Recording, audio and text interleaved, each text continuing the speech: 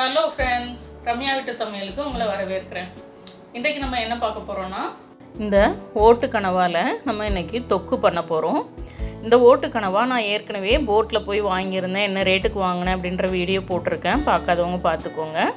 இந்த 3 கனவாவையும் வெட்டி க்ளீன் பண்ண பிறகு பார்த்திங்கன்னா ஒரு 3 கிலோவுக்கு மேலே அதிலேருந்து நமக்கு கறி கிடச்சிருக்கு. இந்த ஓட்டு கனவாவோட கறி பார்த்திங்கன்னா இந்த மாதிரி திக்காக தான் இருக்கும், நல்லா ஒயிட்டாக இருக்கும், பார்க்குறதுக்கு நல்லா பன்னீர் பீஸ் மாதிரி இருக்கும். இதை நான் தேவைக்கு எடுத்துகிட்டு மீதி எல்லாத்தையும் ஃப்ரீஸ் பண்ணியிருந்தேன். அதிலேருந்து இப்போ நான் ஒரு 1/2 கிலோ அளவுக்கு 2 பாக்ஸில் இருந்ததை நான் எடுத்து தண்ணியில் போட்டு வச்சுருக்கேன். இங்கே பாருங்கள், பார் மாதிரி இருக்குது. இது நமக்கு இப்போ ஒரு 20 நிமிஷத்தில் அந்த ஐஸெல்லாம் கலண்டு போய் தனித்தனியாக ஆகிடும். அது வரைக்கும் நம்ம தண்ணிக்குள்ளே போட்டு வச்சுக்கலாம். இங்கே பாருங்கள், ஒரு 20 நிமிஷம் 25 நிமிஷம் நீங்கள் அப்படியே போட்டு வச்சுருந்தீங்கனாலே இந்த மாதிரி ஆகிடும். இதை ஒரு 2 தண்ணியில் அலசிட்டு அதுக்கப்புறம் கொஞ்சமாக மஞ்சள் உப்பு போட்டு அதையும் நல்லா அலசி கொட்டிட்டு குக்கரில் போட்டு 2 விசில் வேக வச்சு எடுத்துக்கோங்க. இந்த கனவாவை நம்ம அப்படியே செய்யக்கூடாது. இந்த மாதிரி குக்கரில் 2 விசில் வேக வச்சு எடுத்தால் தான் கறி நல்லா சாஃப்டாகும். குக்கரில் வேக வைக்கும்போது நான் தண்ணி எதுவும் சேர்க்கலை, நல்லா தண்ணியை பிழிஞ்சிட்டு போட்டிருந்தேன். அதுலேருந்து வந்த தண்ணியே இவ்வளோ இருக்குது. இப்போ இதுக்கு தேவையான மசாலா நாம் ரெடி பண்ணிக்கலாம். ஒரு 3 டேபிள் ஸ்பூன் அளவுக்கு எண்ணெய் சேர்த்து கடுகு போட்டிருக்கேன். கடுகு வெடித்ததும் கொஞ்சமாக கருவேப்பிலை, ஒரு 3 பச்சை மிளகாவை கீரி சேர்த்தாச்சு. அது பொரிஞ்சதும் ஒரு 250 கிராம் அளவுக்கு நாம் வெங்காயம் சேர்த்து நல்லா வதக்கலாம். வெங்காயம் பார்த்திங்கன்னா உங்களுக்கு நல்ல ப்ரௌன் கலரில் இந்த அளவுக்கு வதங்கி வரணும், அப்போ தான் கிரேவி டேஸ்ட்டாக இருக்கும். இதில் ஒரு 3ல் 1 பங்கை நான் எடுத்துக்கிறேன். எடுத்து நம்ம ஆற வச்சுக்கலாம். ஏன்னா பிந்தி நம்ம இதை அரைச்சி அந்த பசையை நம்ம கிரேவியில் சேர்ப்போம். அதனால் இது நல்லா ஆறட்டும். இதை தனியாக எடுத்து வச்சுக்கலாம். இப்போ இது கூட ஒரு 200 கிராம் அளவுக்கு நம்ம நல்லா பழுத்த தக்காளியாக சேர்த்துக்கலாம். ஒரு 1/2 டீஸ்பூன் அளவுக்கு இஞ்சி பூண்டு பேஸ்ட் சேர்த்துக்கிறேன்.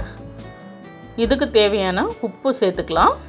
சேர்த்துட்டு அந்த உப்பும் இஞ்சி பூண்டு பேஸ்ட்டும் நல்லா தக்காளியில் படுற மாதிரி நல்லா கலந்து விடுங்க.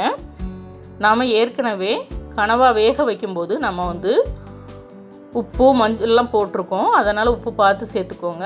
இப்போ மஞ்சள் தூள் ஒரு 1/2 டீஸ்பூன், மிளகாய்த்தூள் 1/2 டீஸ்பூன்,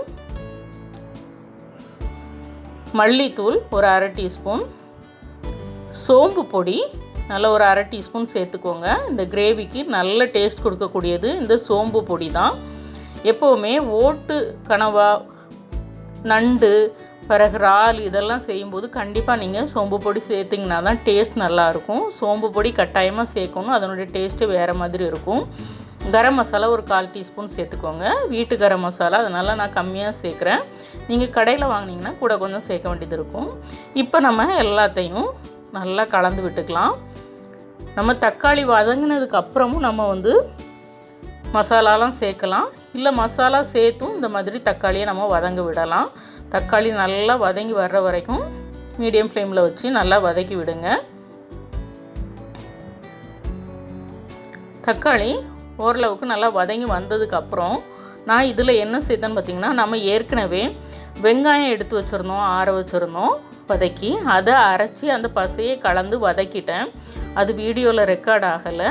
நீங்கள் தக்காளி வதங்கினதுக்கப்புறம் மசாலாலாம் சேர்த்ததுக்கப்புறம் இந்த வெங்காயம் அரைச்ச பசையும் அதில் சேர்த்துடணும். இப்போ நம்ம இதையும் மிக்ஸி ஜாரையும் அலசி இந்த தண்ணியை அதில் சேர்த்துடலாம்.